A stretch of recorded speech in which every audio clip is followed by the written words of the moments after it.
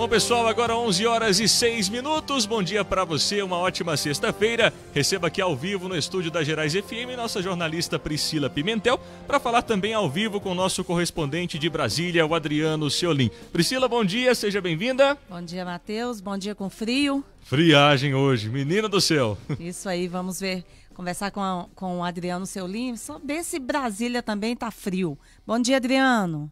Bom dia, Priscila. Bom dia, Matheus. Bom dia. Brasília fica frio à noite, né? À noite você tem que colocar aquele pijaminha de frio, mas aqui durante o dia faz calor, viu? Hoje de manhã eu fui pra academia, cedo, já tava começando aquele sol que já, pra quem não gosta, né, incomoda. Eu gosto do sol, né? Aliás, essa é a época do ano que eu mais gosto em Brasília.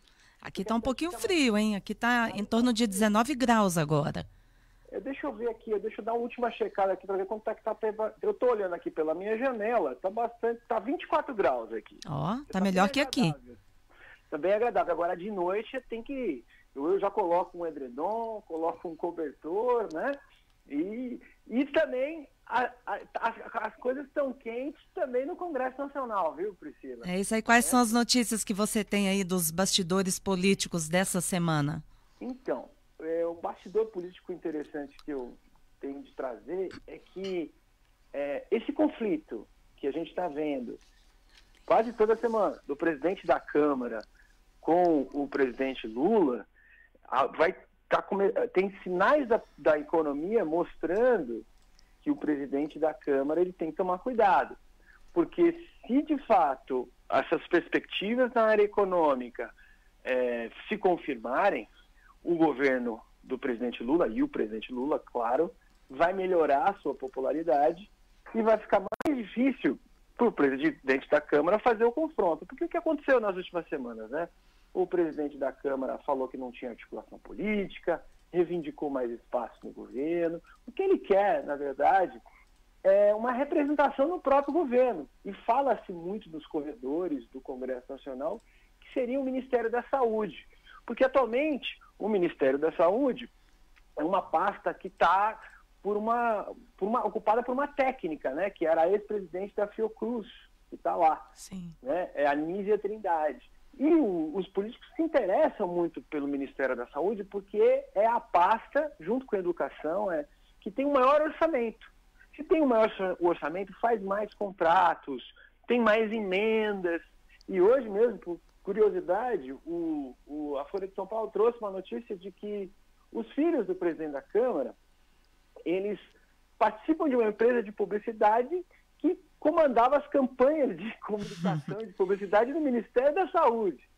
Então, aí você começa a entender por que ele faz esse confronto com o Lula, e o Lula ainda com dificuldades no governo, né, com muitas dificuldades, porque a gente passa por um período ainda, depois da pandemia, que você teve queda na atividade econômica, né?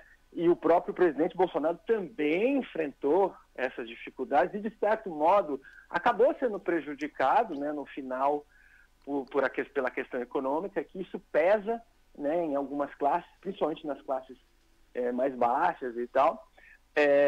Isso acabou, o presidente Lula ainda está em fase. Agora, o que aconteceu essa semana, né, Priscila, que é importante a gente lembrar, ressaltar aqui. Ontem, uma agência internacional que avalia o risco das economias mundiais, é uma agência que ela serve como uma espécie de consultoria para os grandes investidores estrangeiros em todas as partes do mundo. E ela classifica as economias de cada país com critérios negativo, estável e positivo. E o Brasil, que teve no passado uma avaliação negativa e agora estava avaliado como estável, ontem essa agência divulgou que o Brasil agora vai para a posição positiva. O que significa isso? Você acha, então, que o ministro Fernando Haddad tem feito uma política positiva lá no Ministério? Então, que essa é positiva para quem, né, Priscila? Por enquanto a gente ainda não sentiu, né?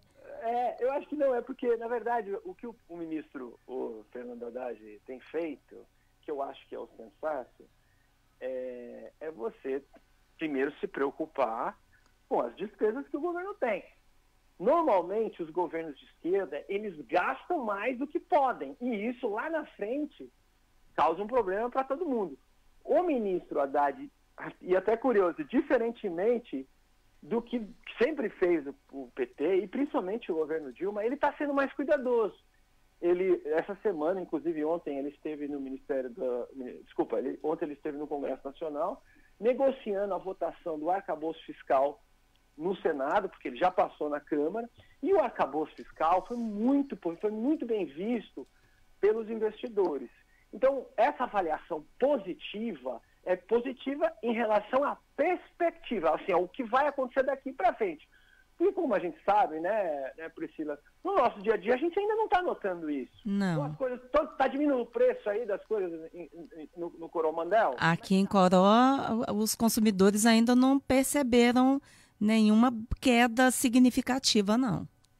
Porque a gente... Ontem eu até comprei um filé mignon aqui, que eu estava passando, né, pela W3, que é uma via expressa que tem, que liga a asa sul à asa norte. Eu olhei assim, filé mignon, R$ 49,90. Eu falei, nossa, diminuiu. Porque outro dia eu estava no outro açougue, estava R$ 79,00. Eu falei assim, peraí. Então, assim, eu acho que algumas coisas, elas estão começando. Agora, tem que ter continuidade. O risco é, se o próprio governo avaliar, está melhorando, então eu vou gastar mais aqui, vou fazer mais isso daqui, para ter mais popularidade, aí vai ter problema. Agora, o desafio ainda é muito grande, porque apesar de ter tido essa nota positiva dessa agência, a agência chama SEIP, né? Uma agência que avalia o risco no mundo inteiro. Apesar de ter tido, a nota do Brasil continua como nota B. O Brasil já teve nota A, principalmente naquele momento mais positivo do governo Lula, do comecinho do governo da Dilma. O Brasil tinha nota A para investimentos, né? Porque investimento a gente tem que imaginar. O investimento é o que você vai colocar e aquilo vai ter um impacto lá na frente ainda. Então ainda tem que esperar um pouco essa coisa realmente impactar na vida das pessoas, que por hora, eu pelo menos, apesar de ter visto esse preço desse filé mignon um pouco mais barato ontem, não dá para comer filé mignon todo dia, né, Priscila? Deixa para o final de semana. Isso. Não, hoje em casa a gente vai fazer hoje. Hoje é o dia. Aqui, agora ontem o dólar fechou em queda, né? É mais o impacto disso, viu, Priscila? É mais o impacto da nota, aí gera um efeito cascata. Aí o dólar cai, baixou para 4,80, né? O dólar já chegou a 5, né? Sim. Baixou para 4,80. E a Bolsa de Valores subiu. Isso. 0,13%, né? Agora, o que causa efeito na vida das pessoas é uma constância, porque não adianta nada a bolsa subir, sendo que quem vai ganhar, eu por exemplo, eu não tenho muito, eu não faço investimento em bolsa, né? Agora, o que é importante é a geração de emprego e renda, que ainda não está muito baixo, né? Agora, como é que você avalia esse cenário para o agro? O agro, aliás, preciso dizer, na semana passada a gente teve a divulgação, acho que na semana passada ou na semana retrasada, que quem foi responsável pelo aumento do PIB, que é o aumento do produto interno bruto, que faz com que é o índice que mostra que a economia realmente está crescendo, porque para uma economia crescer, você precisa que o PIB... a China, nos tempos áureos, ela crescia 10% ao ano. O Brasil, na época do milagre econômico, crescia 7% ao ano, que é muito. Hoje, o ano passado, o crescimento foi perto de 0, né? Nas últimas décadas, o crescimento do Brasil não passou de 2%, o que é muito pouco, porque o crescimento significa que as pessoas estão tendo mais renda, tem mais o trabalho, tem mais oportunidades, e o agro tem sido responsável pelo crescimento do PIB, o agro principalmente. O agro é o que impulsiona muito essa questão econômica no Brasil. Então, agora, o agro no Brasil, ele depende muito do governo.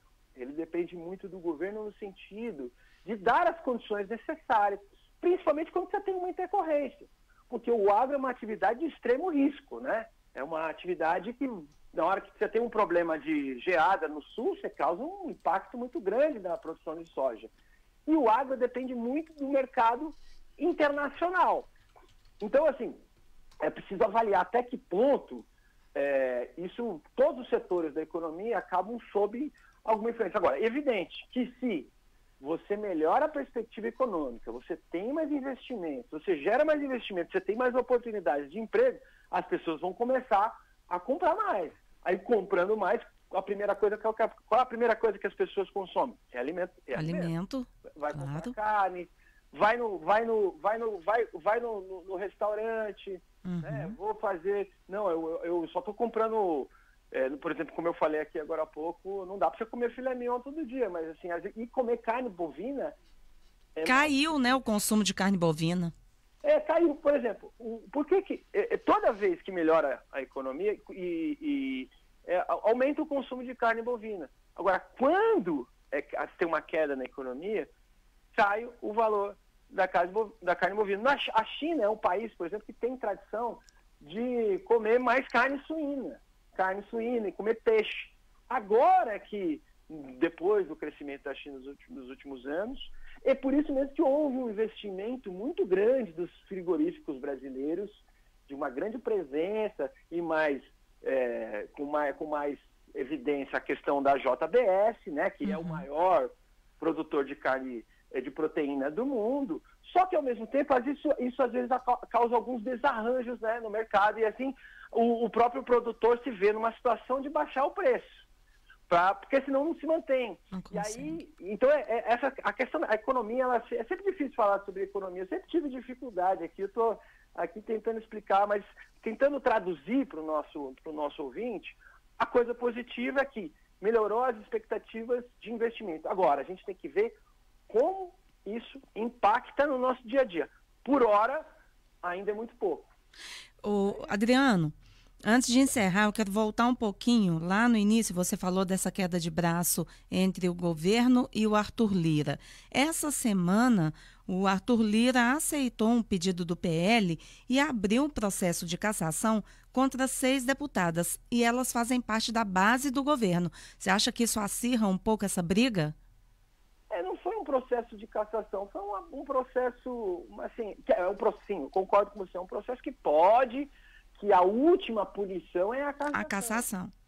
Mas é um processo no Conselho de Ética. Está lá no Conselho de Ética, né? Então ainda vai ter, é uma coisa que causa constrangimento para as deputadas. Mas ele aceitou para atender o PL, porque o PL é uma bancada muito forte. Mas na prática, pela minha experiência, viu, não deve ter muito resultado. É a mesma coisa a questão da CPI. Pode ver, a gente está com 3 CPIs aí. Teve muita repercussão, exceto ontem o que aconteceu, que na verdade não está relacionado com a CPI, que foi a busca e apreensão no gabinete do senador Marcos Duval. Então, eu acho que depois você me cobra, viu? Pode me cobrar, mas eu acho que essa CPI e esses processos vai ser assim, você sabe aquele 15 minutos de fama e não vai acontecer nada? Então você me cobra, viu? Tá bom. O que eu espero que não seja 15 minutos de fama é a melhoria da economia. Eu espero que a gente tenha uma economia que cresça nos próximos 15 anos para a gente ter uma vida melhor, né? Que a gente espera nesse Brasil. A gente espera e merece, né? É isso aí, viu? Obrigada, Adriano.